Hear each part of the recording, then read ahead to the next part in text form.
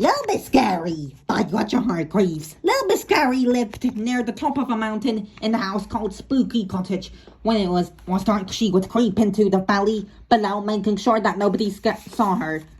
And there she would wait very quietly until somebody came along.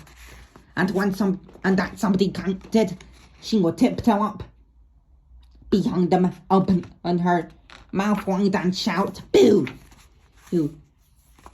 And do you know what? Little Miss Scary did this for fun, you see. She loved to scare people. More than anything.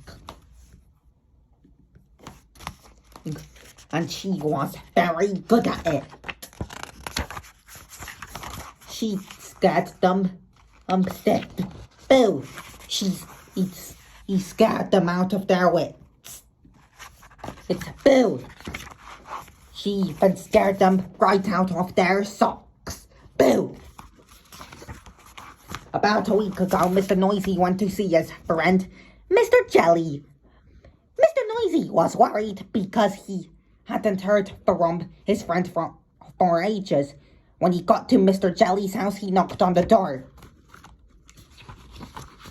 Spookily, the door swung open by itself. "Hello," cried Mr. Noisy, as softly as he could, which for you or me would have seemed me would have been a slouch. You or me would have been a shout. Then he heard a chattering noise coming from the bedroom. Mr. Noisy found Mr. Jelly hiding under his bed, his teeth clattering in fear. Whatever began Mr. Noisy, and then remembered himself. Whatever is the matter, Mr. Jelly? It's little Miss Scary, chattered Mr. Jelly, trembling in fear. She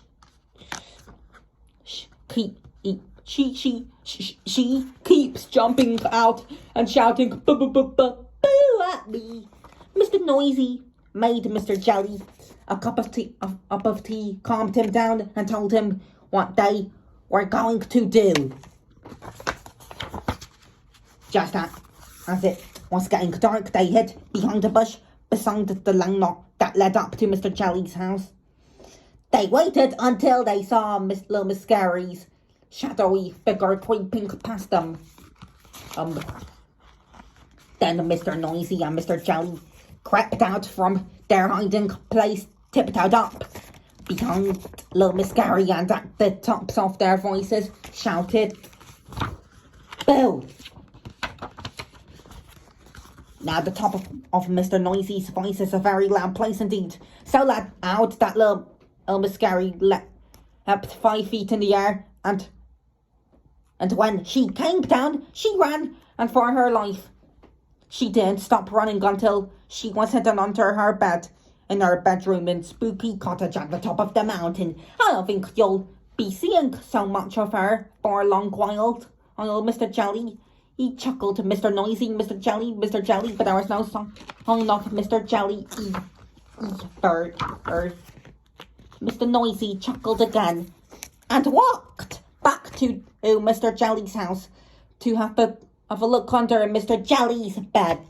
The narration was by me, Kuromi-chan.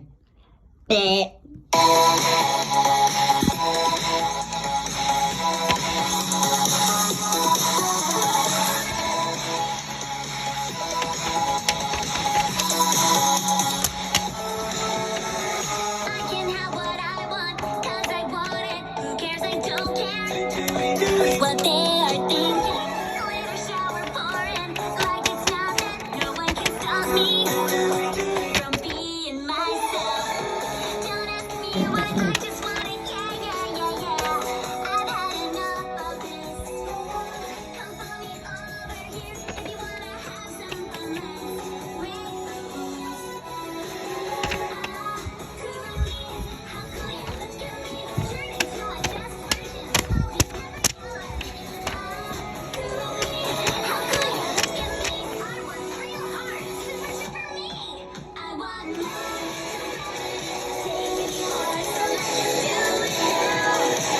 do it now. Ow, you need to see me cry.